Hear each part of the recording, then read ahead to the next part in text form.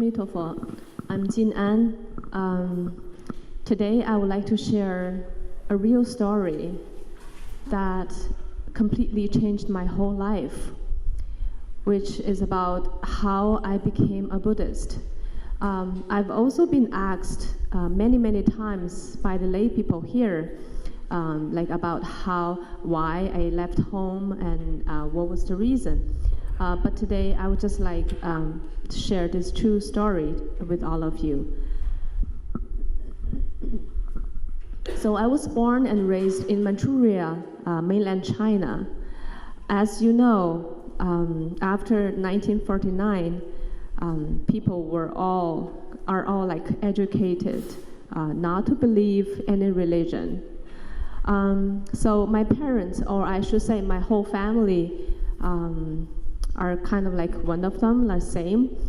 So I never, like our whole family, never had any deep connections or even any connections with any religion. When I was in China, I never got a chance to step into one Buddhist temple or even bow to Buddha. I never did that before. The knowledge I had about Buddhism was just something I learned from the school and maybe some movies, that's all. So in 2003, I immigrated to Canada and lived in Montreal for about 2 years. I had a very normal life, just like everyone else. I went to school, study, and just very normal life. So one day I decided to move to Calgary to live. So I thought, okay, maybe I can leave at the end of September, someday at the end of September. So I packed everything and ready to go. About 10 days or maybe a week before my departure, one night I had a very special dream. I dreamed about a group of people standing on my left side. And then when I looked at them, they are not humans. They have very pale faces, long hair, wearing very long robes, and they look very serious. They're all staring at me, and I realize these are ghosts. They are not humans. And on my right side, I see Guan Yin Bodhisattva clearly, with her like very traditional look, with a white gown and then that look right in front of me, Guan Yin Bodhisattva. The strange thing is, she doesn't look very happy. She looks upset, maybe even just a tiny little bit of anger on her face. I believe wherever temple you go to, you can never see a Guan Yin Bodhisattva statue with a kind of like upset face. I believe you will never see that. Yeah, because she always has that smile on her face.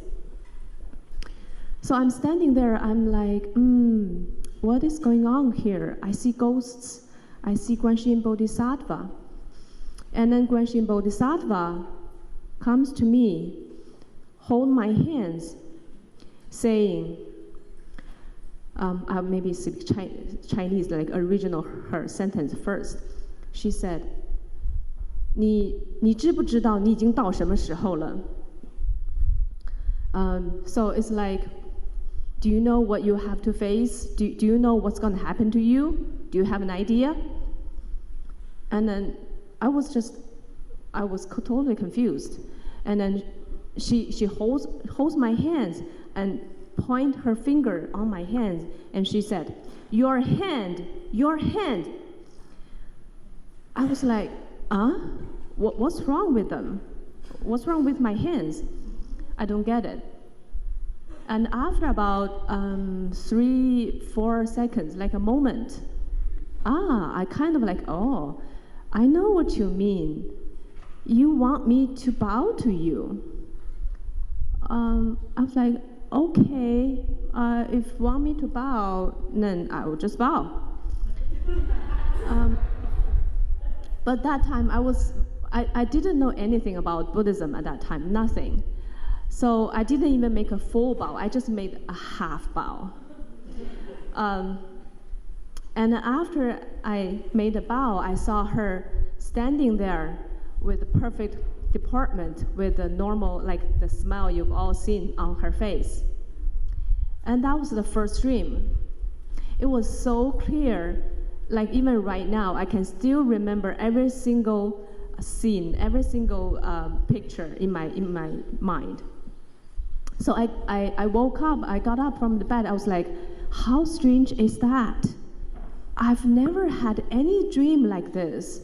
Ghosts, Guan Yin Bodhisattva. So, well, of course, I didn't know any answer about that dream. I didn't really know what it meant. After a few days, I stopped thinking about that. Days go by, everything goes back to normal.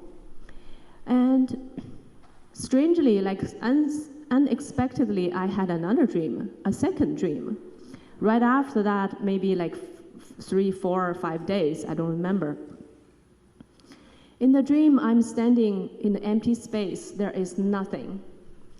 And on my kind of like right hand, like in the air, I see a lotus flower.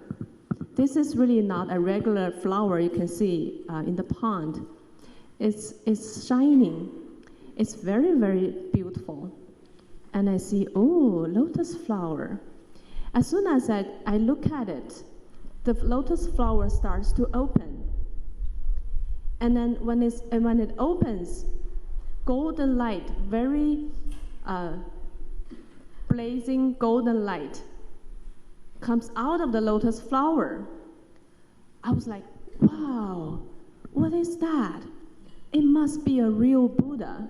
Even though I had no knowledge about Buddhism, I still know Buddhas and Bodhisattvas sitting on a lotus flower. That's like very basic. For all the Chinese know that. So when I see the light coming out of the lotus flower, I think, I must be seeing a real Buddha. Well, if that's the case, I should bow. Well, I was not a Buddhist at all at that time, of course. And then I was so ignorant, I didn't know I should make a full bow, I just made a half bow again. And that was the second dream. And the third dream, it happened right at the night before I had the accident. So I'll just jump to. So I decided to leave with my friend. I was sitting at the passenger seat. We drove all the way. When we were about to come out of Ontario, in a small town, I spent the night in a small town, and I had the third dream. The third dream was very simple. Just I saw the ghosts from the first dream, all the same group, come to my dream and standing in front of me, staring at me, just like what I saw in the first dream. And that's it. So the next morning, I woke up, I got up, and I saw, oh, it is snowing. It's kind of like very rare, even in Canada. It was on October 2nd. I clearly remember the date. October 2nd, you don't really see a lot of snow, even in Canada. So, oh, it's snowing. How is it going to be? Is the road going to be okay? So, in the small town, it looks like everything's fine. The road is not that bad. But as soon as we get on the road, it's much worse than we thought. The road condition is almost like the worst I've never experienced. So we could only drive slowly because it was so slippery. All snow and melted and then got frozen again, like muddy, like it was really bad. And when we were driving downhill, there was a big trailer behind us. Of course, for a big trailer, this is nothing. Apparently, we are kind of like driving too slow for the big trailer. So it was very close to us. So I guess the driver was a little nervous. So we went faster, a little bit faster. And just all of a sudden, it happened very fast. Just all of a sudden, the car lost control. It went to the opposite way, and then luckily there was no car coming. We went to the opposite way, and then the car skidded off the road and started rolling. And it was not just like one time. It went on and on and on. I was conscious for the whole time, and I just thought, wow, when is this gonna stop?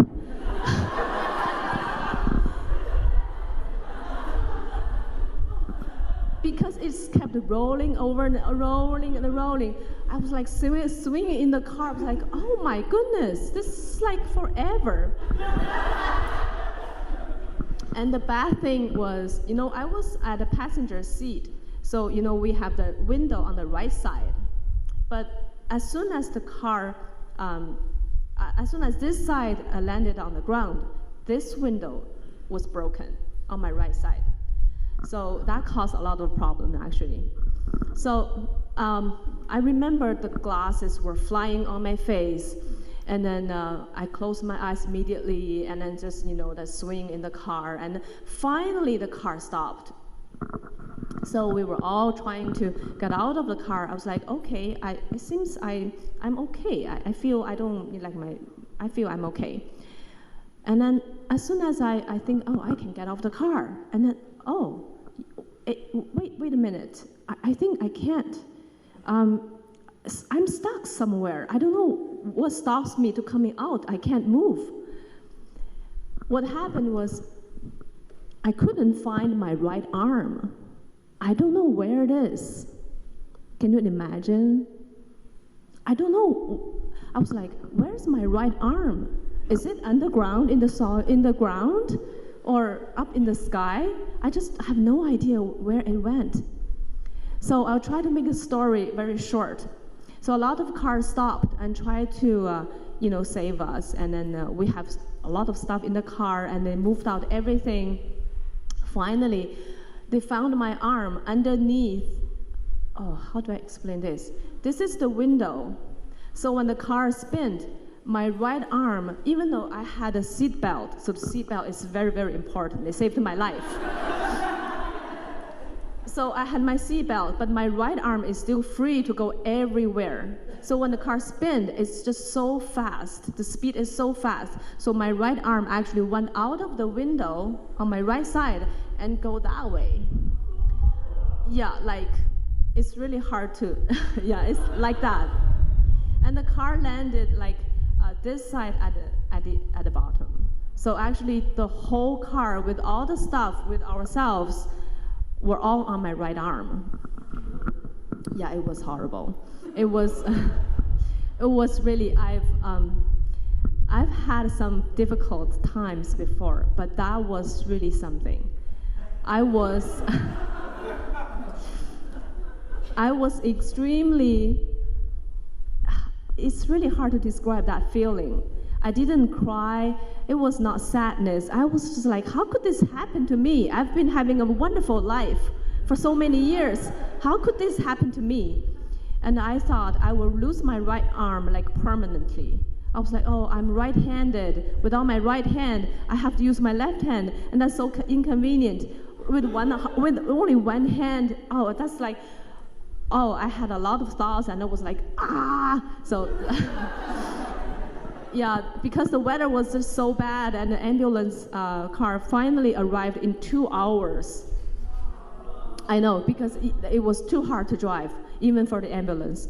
So I thought, okay, maybe just the bone is all broken, and then something very bad happened to my arm, because I couldn't feel finally I got my arm back, because we found, yeah, it's right there.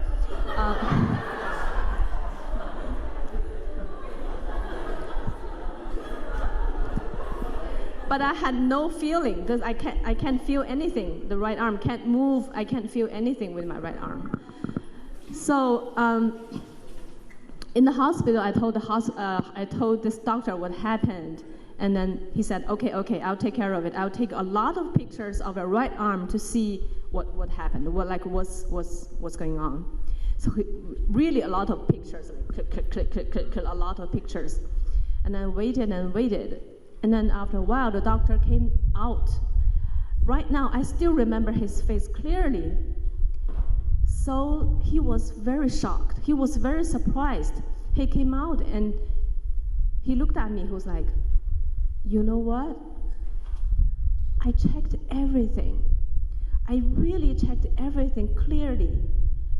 There's no broken bone, or there's not even a single little crack on your bone. There's nothing. If you want to leave, you are free to go now.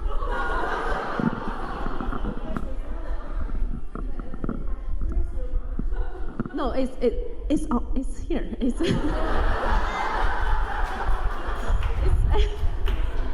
sorry.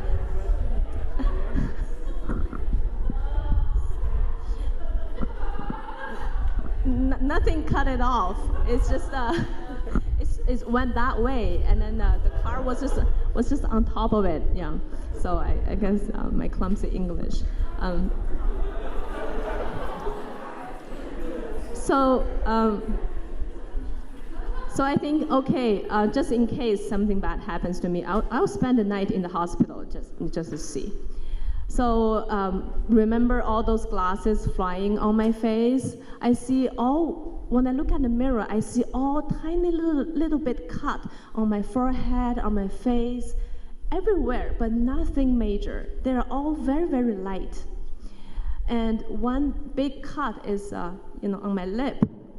But maybe you have the experience, if you have a cut on your lip, it's going to recover very soon, and no scar. You can't see anything. Yeah.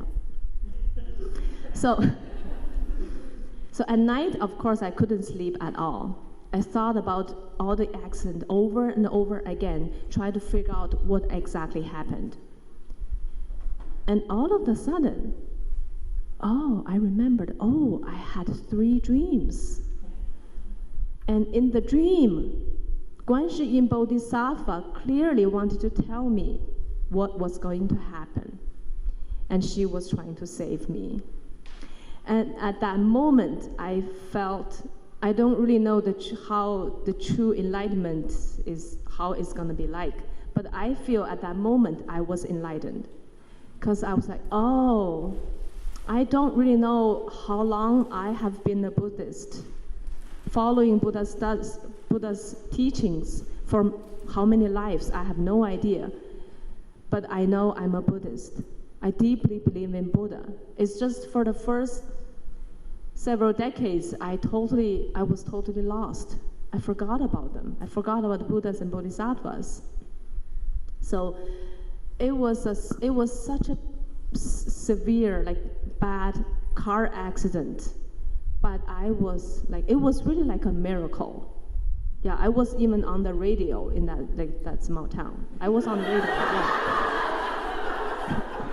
Yeah, because the news they report, today we have 2 accidents and then one is here. And I was on the radio because it was just, the accident was just so bad. So I didn't get to listen to the radio. So and then all the policemen, I shouldn't say policemen. Yeah, all the policemen and the people from everywhere to save me. They heard it. What? She can go now? You sure? She can leave in such surviving from this bad accident. So anyways, so I think I got enlightened. I got awakened at that moment. So from that moment until right now, every single minute, every single second, I never had a tiny little bit doubt about Buddhas and Bodhisattvas.